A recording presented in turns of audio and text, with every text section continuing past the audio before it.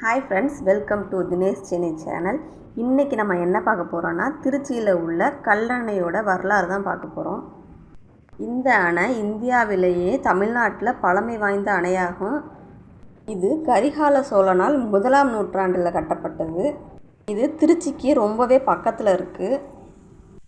இது தஞ்சாவூர் மாவட்டம் பூதலூர் வட்டத்தில் உள்ள தோகூர் கிராமத்தில் இருக்குது. திருச்சியில் இருக்க காவேரி தான் அகண்ட காவேரின்னு சொல்லுவாங்க. இந்த ஆற்றோட முகப்பில் வடப்புறமாக கொள்ளிடமும் தென்புறமாக காவிரி என இரண்டாக பிரிச்சிருக்காங்க. இந்த இடத்துல ஆங்கிலேயரோட ஆட்சியில் மேலணை கட்டப்பட்டுச்சு. காவிரிக்கும் கொள்ளிடத்துக்கும் இடையில திருவரங்கம் ஆற்று தீவு இருக்குது. அங்கேருந்து காவிரி ஆறோட கிளை கல்லணையை சேருகிறது. அந்த இடத்துல காவிரி ஆறானது உள்ளாறு, காவிரி, வெண்ணாறு, புது ஆறு என 4ஆக பிரிக்கிறாங்க. இதில் உள்ளாறுங்கிறது திரும்ப கொள்ளிடத்தோடு இணைகிறது. காவிரி வாறு பிரியும் இடத்துல தான் கல்லணை கட்டியிருக்காங்க. இந்த கல்லணை கட்டினதுனால தான் தஞ்சாவூர், நாகப்பட்டினம் மாவட்டம் பல லட்சம் ஏக்கர் நிலம் வெள்ளத்திலிருந்து காப்பாற்றப்படுது. ஸோ அதுக்காக தான் இந்த கல்லணை கட்டியிருக்காங்க. கல்லணையோட நீளம் 1800 அடி, அகலம் 66 அடி மற்றும் உயரம் 18 அடி ஆகும். இது வளைஞ்சு நெளிஞ்ச அமைப்போடு காணப்படுது. இந்த கல்லணையை வெறும் களிமண்ணும் கல்லும் மட்டும்தான் வச்சு செஞ்சுருக்காங்க. 1900 ஆண்டுகளுக்கு மேலேயே இது வெள்ளத்தை தடுத்து பல ஊர்களை காப்பாற்றிருக்கு. 1839 அணையின் மேலே ஒரு பாலம் ஒன்று கட்டியிருக்காங்க.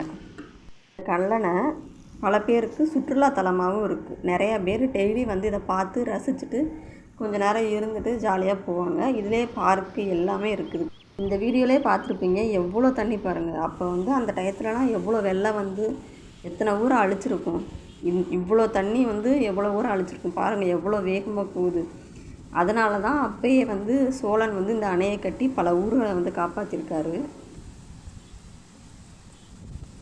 தண்ணி பயங்கர வேகமாக போகுது.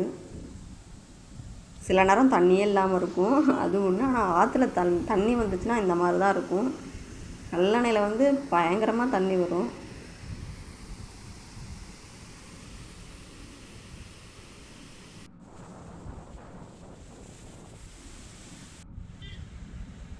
இந்த இடத்துலலாம் சில நேரம் குளிக்கலாம் செய்வாங்க.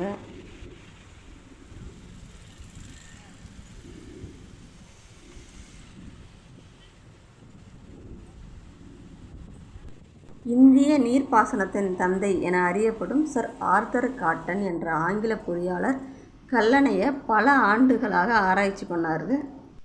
கல்லணை பல காலமாக மணல் மேடாகி நீரோட்டம் தடப்பட்டு அதோடு ஒருங்கிணைஞ்சிருந்த தஞ்சாவூர் மாவட்டம் தொடர்ச்சியாக வெள்ளத்தாலையும் வறட்சியாலையும் வளமை குன்றியது.